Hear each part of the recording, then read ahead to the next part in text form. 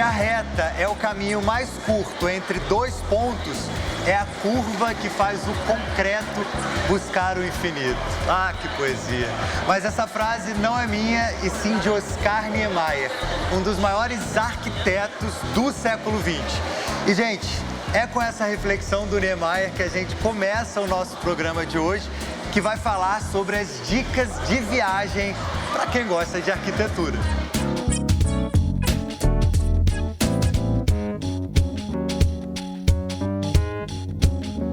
Hoje a gente está falando de arquitetura, dos destinos de arquitetura aqui no Brasil. Quando eu falo Oscar Niemeyer, qual é a primeira coisa que vem na cabeça de vocês? Brasília, né? Brasília, né? E você? Brasília também. Brasília também, né? Brasília. Olha, tem várias obras do Oscar Niemeyer, mas a primeira coisa que vem é Brasília, né? Brasília? Brasília, cidade de Brasília. Visão, visionário, formas de arte, coisas que a gente precisa ver para tentar entender algo que ele queria passar, né, com as formas dele. Quando eu falo Oscar Niemeyer, qual é a primeira coisa que vem na sua cabeça? Niterói. Niterói? O disco voador ali, né? Ele é um cara que eu acho que ele estava à frente do tempo dele, um cara diferenciado realmente, e viveu bastante, inclusive. Então eu acho que ele é um brasileiro notável, não sei se...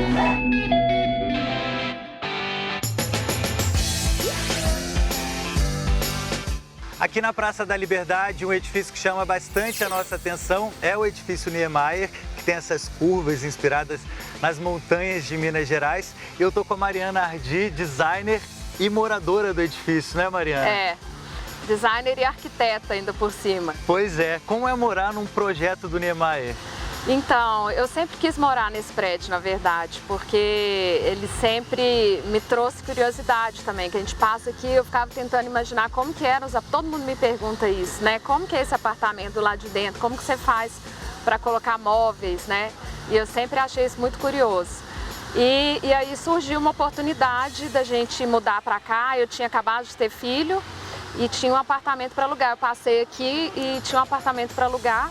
E aí eu subi e vi que assim, ele é tão maravilhoso por dentro quanto é por fora. Então, assim, é um privilégio, porque eu tenho essa vista panorâmica linda. O apartamento tem vidro, né, do piso até o teto, com essas divisões dos brises. Então a gente tem várias vistas, né? Se você está sentado, você vê um pouco da praça, um ângulo, em pé você vê outro ângulo.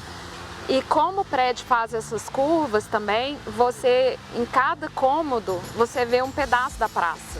Além de ser uma beleza por fora, eu imagino que por dentro também, o prédio está localizado numa região que hoje é um centro cultural muito rico aqui de Belo Horizonte. Isso é um grande privilégio. Quando eles construíram a cidade administrativa, as secretarias migraram para lá e os prédios viraram centros culturais. A gente tem uma programação cultural aqui que meus filhos frequentam sempre, tem atividade para criança, exposições belíssimas, né, no museu, no Centro Cultural Banco do Brasil. Então, assim, é um lugar que tem sempre atividade, fora atividade na própria praça, né, show, feira. Então, assim, é bem, assim, é uma coisa que te preenche no fim de semana, sabe?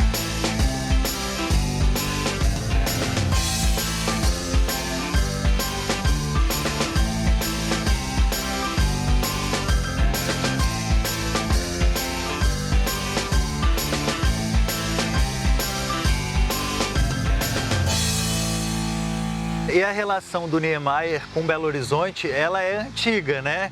Ele construiu o conjunto arquitetônico da Pampulha, convidado pelo Juscelino Kubitschek. Conta pra gente um pouquinho dessa história. Começou lá, né, essa história do modernismo em Belo Horizonte. Começou em 1930, mais ou menos. E aí aquelas obras marcaram o estilo dele, assim, como arquiteto, né? Foi a inauguração dele como arquiteto. Ele tinha 30 anos, o que é uma coisa que já mostrava a genialidade dele, né? Porque ele fez aquelas obras icônicas, revolucionárias em termos de arquitetura, com 30 anos. né? Então, isso é um marco na arquitetura modernista e também para Belo Horizonte, né? Porque a cidade se tornou referência desse início do movimento modernista no Brasil. E as obras são lindas, né? São lindas. De fato, vale a visita, vale fazer o circuito Niemeyer. É um cartão postal também, né? Tem alguma história curiosa? Porque todo mundo vem aqui a BH, faz foto na frente desse prédio. Tem alguma história, assim, para contar? Algo que tenha acontecido? É engraçado, porque como eu sou arquiteta, meu marido também, a gente conhece muitos arquitetos, né? Então, nosso apartamento virou ponto turístico. Mas eu não ligo, eu acho ótimo, porque eu sempre, antes de morar aqui, eu sempre quis conhecer alguém que morasse aqui para visitar, né? Então, um dia eu acordei, estava indo para ginástica, e aí abri a porta do corredor, tinha 20 austríacos na casa. Sem combinar? Não, eles combinaram com o meu marido, ele não me avisou. Não te avisou. Aí eu acordei, ainda bem que eu não estava de pijama, eu estava já de roupa de ginástica. Tinham 20 austríacos na casa. Fotografando e sempre tem, gente, mas eu tenho o maior prazer em receber, porque é algo que vale a pena, assim, conhecer de dentro também, sabe? É isso, morar na obra do Niemeyer é isso.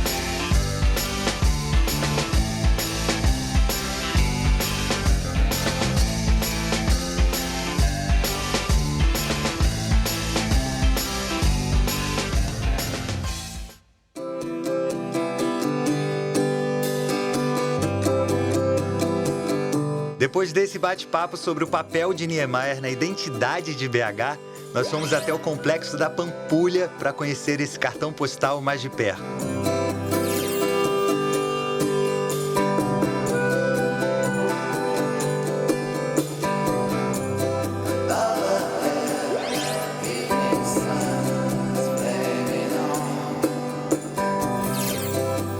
Uma das construções mais famosas é a Igreja de São Francisco de Assis. O desenho incomum da capela chocou tanto na época que as autoridades religiosas da capital relutaram em consagrar a igreja. Foram necessários 14 anos até um culto poder ser realizado aqui. Alguns quilômetros adiante, o Museu de Arte da Pampulha é uma das casas dedicadas à arte contemporânea em Belo Horizonte. O prédio foi construído originalmente para ser um cassino, mas com a proibição do jogo no Brasil, acabou virando um museu.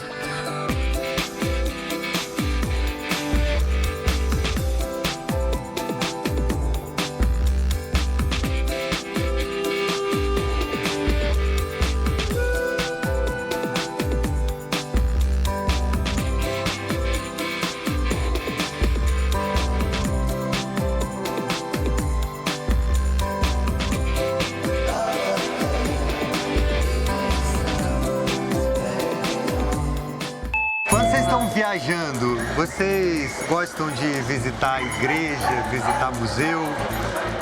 Eu gosto de visitar museu. Eu gosto de dar voltas pra lá e pra cá. Gosto de praia, então meu estilo é mais praia. Eu, como estudante de psicologia, o que mais eu gosto é de história, de ouvir, de ver, falar, para assim eu absorvo um pouco e entendo um pouco mais da essência que é trazer isso. Vocês conhecem Ouro Preto? Ouro Preto eu conheço, mas tem muitos anos que eu não vou lá. Qual lembrança você tem de Ouro Preto? A arquitetura de Ouro Preto mesmo, né? Aquelas ruas que são bem históricas. É muito legal, né? Uma viagem no tempo, Ouro Preto, Sim, né? Verdade. Você tem que ir conhecer. Vou ter que ir, né? Não tem praia. Mas é Ouro Preto. Mas é Ouro Preto, é.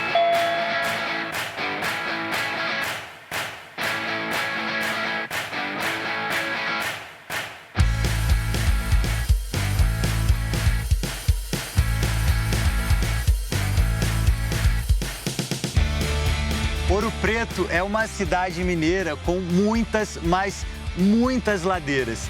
A cidade foi toda erguida no alto da Serra do Espinhaço. No passado, Ouro Preto foi palco da incessante corrida em busca do ouro.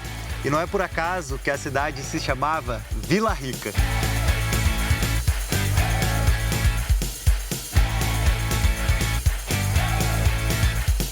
Mas não é só de história que vive Ouro Preto. Por se tratar de uma cidade universitária, o público jovem também marca presença, o que torna esse lugar ainda mais divertido.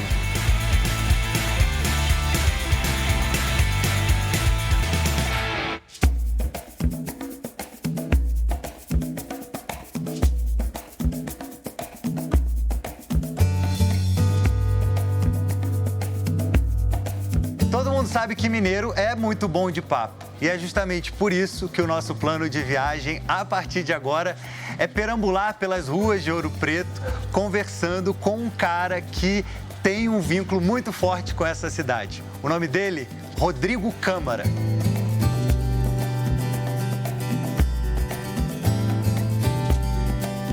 E aí, Rodrigo? E aí, Brunão?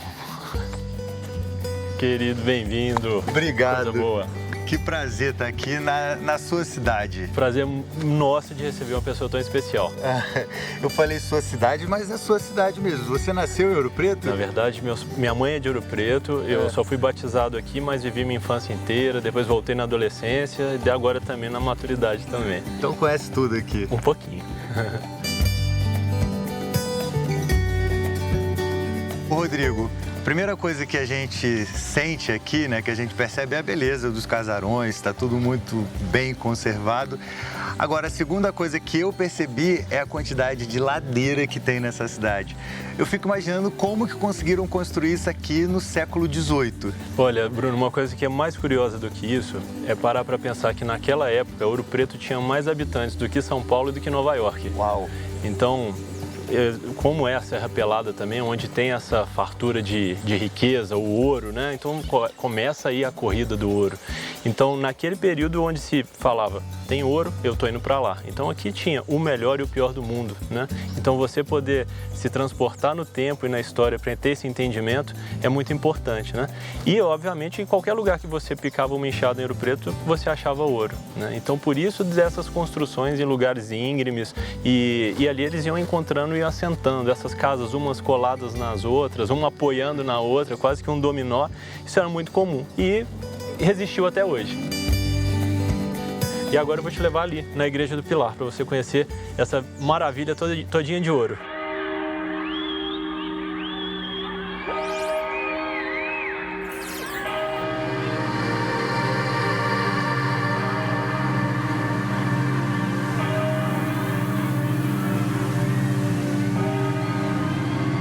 Ô, Rodrigo, e aqui a gente está dentro de uma obra autêntica barroca. Sim, autenticamente barroca. Uau. E a gente pode observar o quê, Bruno? Do lado de fora a gente vê a igreja mais limpa, mais branca, e do lado de dentro a gente vê essa opulência de informação. A gente não tem mais um espacinho em branco. E essa é a principal característica do barroco.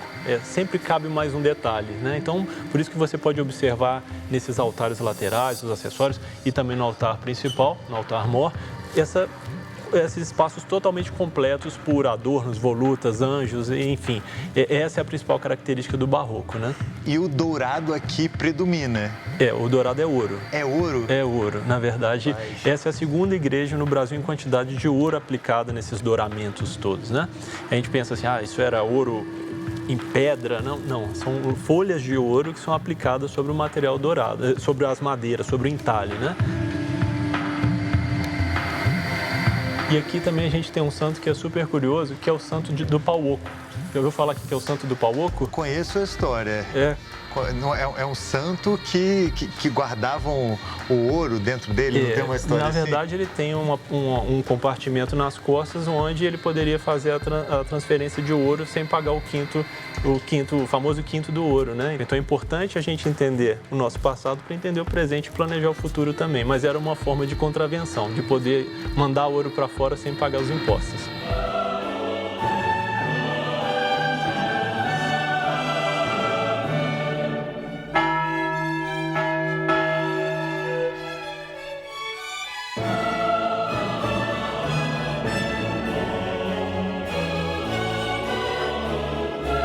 Está aqui, está faltando 1 minuto para o sino da Basílica tocar?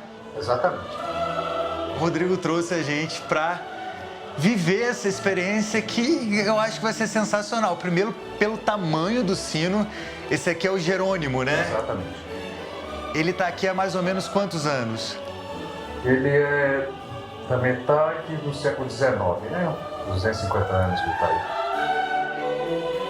Não posso te entrevistar mais porque tá na hora. Exato. Tá na hora. Gente, eu e o Rodrigo, a gente vai ter que descer aqui, porque senão a gente vai levar Então, uma badalada na cabeça. Mas o que é mais legal falar, Bruno, que não é só bater um sino, né? Tem toda uma simbologia dos sons, de como que isso representa na liturgia, né? Então vamos ver isso agora. Eu tô emocionado, gente. Pela primeira vez na vida eu vou ver como o sino é batido. Vamos lá. Eu começar, mas aí você tem que me explicar como é. Para ele não consegue pesar, bota o pé na parede e puxa essa porta com força. Puxa assim? Aí é só dar uma batida.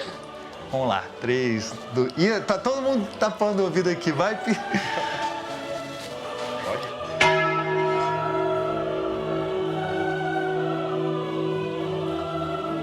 Mais uma?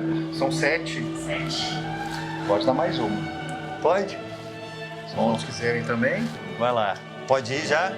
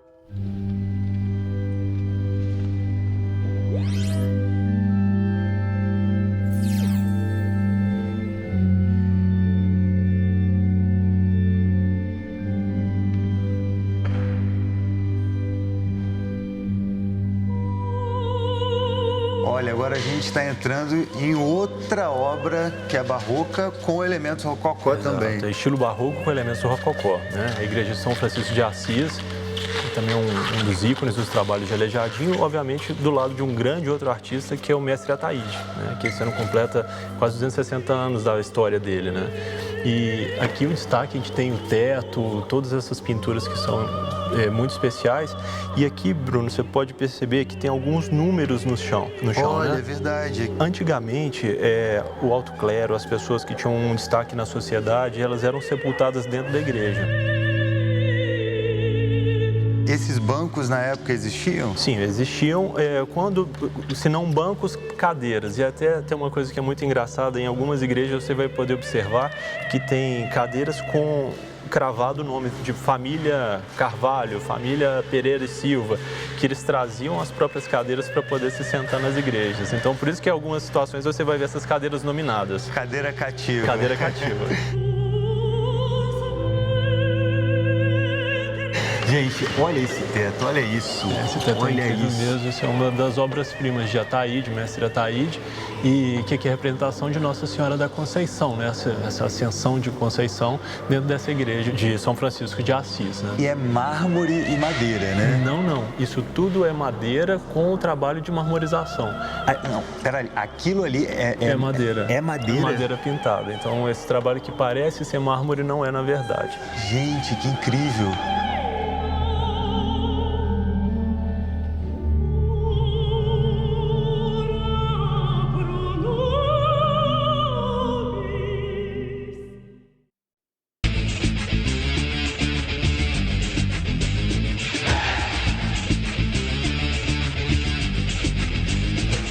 Você já esteve num estádio de futebol?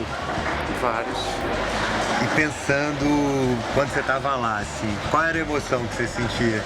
Eu acho que você sente aquela vibração, aquela energia de todas aquelas pessoas no mesmo lugar. Eu acho que aquilo reverbera. Eu acho bacana aquilo. Muito. Não, e até fechado, assim, né? Para aquele negócio. É uma caixa de ressonância quase no estádio, né? Eu joguei futebol, né? Sou ex-atleta amador, vamos dizer assim. Então, para mim, futebol é tudo. Eu tive o prazer de ver um Fla-Flu no Maraca e isso, para mim, até hoje não tem preço. Mesmo eu sendo colorado e internacional de coração, sendo de outro estádio, o que eu vi aqui há algum tempo foi é algo assim, para mim, que sou amante do futebol, é insuperável, a emoção é demais. Arrepia, treme. Demais, o estádio treme, a vibração é energia, contagia, você se sente tomado por uma emoção que é do local. É lindo, né? Na verdade é uma energia, né? Todo mundo pela mesma coisa, tá ali junto, energia total. O que eu mais acho vibrante, assim, é ver a torcida, né? Mais do que o jogo, inclusive. Por quê? Não sei, acho que a emoção, a vibração que a torcida passa é contagiante, entendeu? E você vê uma massa, né, num coro só, fazendo os movimentos únicos, assim, né, junto, em conjunto, eu acho bem legal.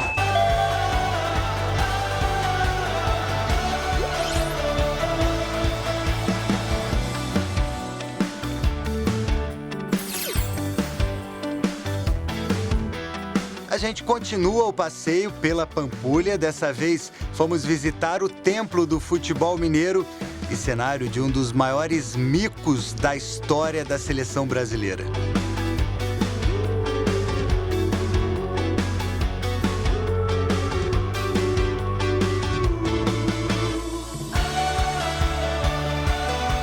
E aqui no Complexo da Pampulha também fica o estádio Mineirão, que é conhecido como o Gigante da Pampulha. Além de jogos e shows, o Mineirão também oferece aos turistas um passeio guiado pelas dependências do estádio e é a sede do Museu Brasileiro do Futebol, que a gente vai conhecer agora.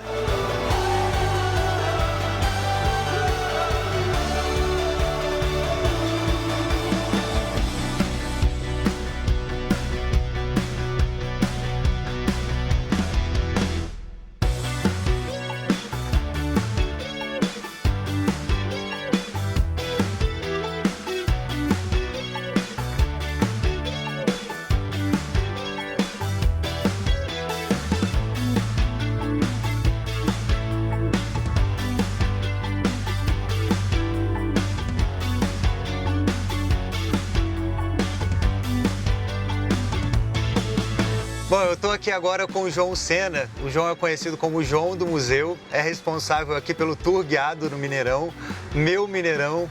Ô João, conta pra gente o que o turista vai poder vivenciar aqui no Mineirão. Cara, Mineirão em si já é uma peça histórica que vale a pena ser visitada, né? Então, um estádio histórico preservado da década de 60, todo aquele concreto, né? A história que o Mineirão carrega, né? Então, em si já é legal você tirar uma foto do Mineirão. Mas, para além disso, a gente tem as experiências internas, que são o próprio Museu Brasileiro do Futebol, né? Onde você vai ter 14 salas ali que contam a história de Belo Horizonte, do futebol na cidade, né? E também uma parte mais internacional. E além disso, a gente tem também o tour, né? Que vai no vestiário, na sala de aquecimento, na coletiva de imprensa, vai na beirada do gramado, no banco de reservas. Estamos com a experiência do tour ao ar livre, que a pessoa vai poder bater uma bolinha na parte sintética, atrás do gol oficial. Que legal. Né? E ainda tem a tirolesa, né, que a pessoa desce do ponto mais alto da arquibancada até o outro lado do gramado, né, como se fosse uma câmera Spider, aquela que eles gravam os campeonatos internacionais, né, a pessoa ela vai atravessando com o celular filmando, fica muito legal.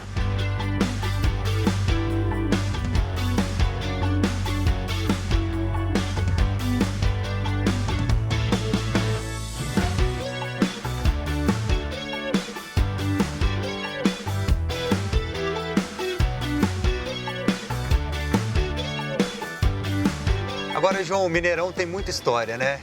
Cara, história demais, tá doido. Se eu for pegar, né, o próprio museu, ele conta bastante dessa história.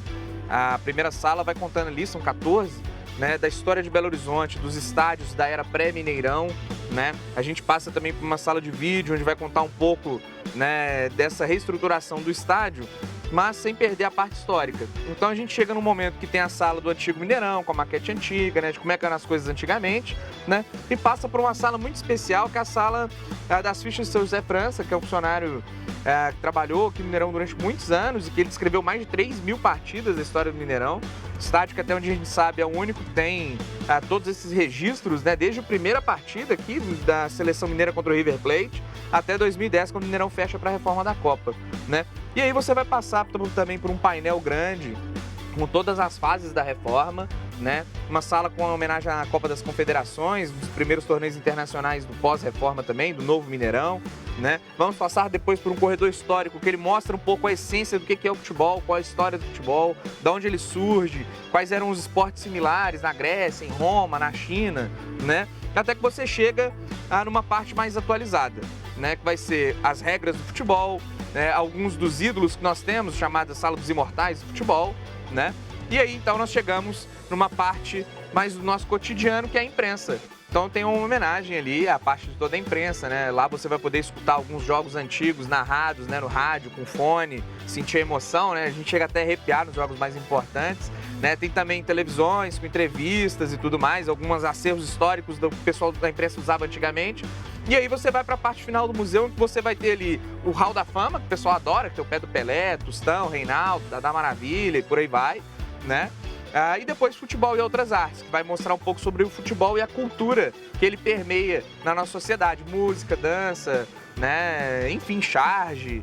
É um museu completo para quem gosta dessa experiência do dia a dia do futebol. Agora, João, vamos desligar o nosso microfone aqui para a gente poder falar de um assunto que não é tão legal assim. Aqui também foi o palco do 7-1, né? É verdade, cara. O história hoje já superada, a gente é tranquilo para falar disso, não tem problema nenhum. Inclusive, a gente recebe bastante gente da Alemanha, cara. Jura? Né? Muita gente, quando, né, usualmente, a gente recebe um alemão a cada 15 dias. Não só da Alemanha, né, cara? Porque, assim, pô, o Mineirão, ele é um templo internacional do futebol muito importante. O Brasil nunca perdeu da Argentina no Mineirão, por exemplo, né? Então, claro que tem muita brincadeira e hoje em dia a gente leva totalmente na esportiva, porque, assim, pô, nunca mais aconteceu isso na história. E ficou marcado. Então, a gente entende que pro pessoal da Alemanha, por exemplo, o Mineirão virou uma espécie de meca do futebol internacional. E, pô, a gente fica muito orgulhoso de receber gente do mundo todo, né? Não só da Alemanha, mas a gente recebe muito turista em visitas internacionais dos próprios estudantes aqui da UFMG, vem gente de vários países africanos, né? Vem muita gente da França, até países que o futebol não é o principal esporte, igual a Austrália, né? O pessoal curte o rugby ali, eles vêm, se interessam, a gente bate um papo, né? E a visita rola. Não, e todo mundo aqui é bem tratado, né? Até os alemães que vêm aqui para dar risada da gente. Ah, com certeza, cara. A gente gosta de brincar com eles também, né? Não tem problema, vai tranquilo.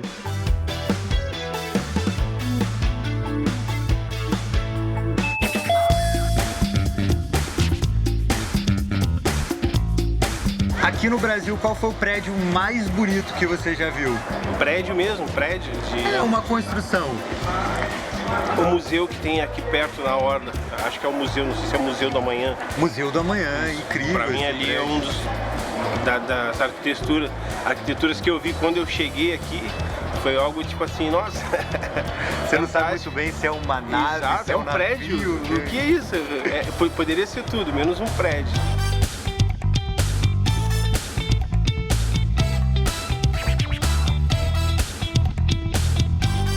Nossa, eu gostei muito do teatro lá de Belém. Teatro Municipal de Belém. Não, Praça da Sé, né? É o teatro também, Teatro Amazonas, né? Que é incrível lá em Manaus, que também, assim, quem puder ir, vá, porque é incrível, uma estrutura muito legal. O Teatro Amazonas é um teatro, assim, incrível, né?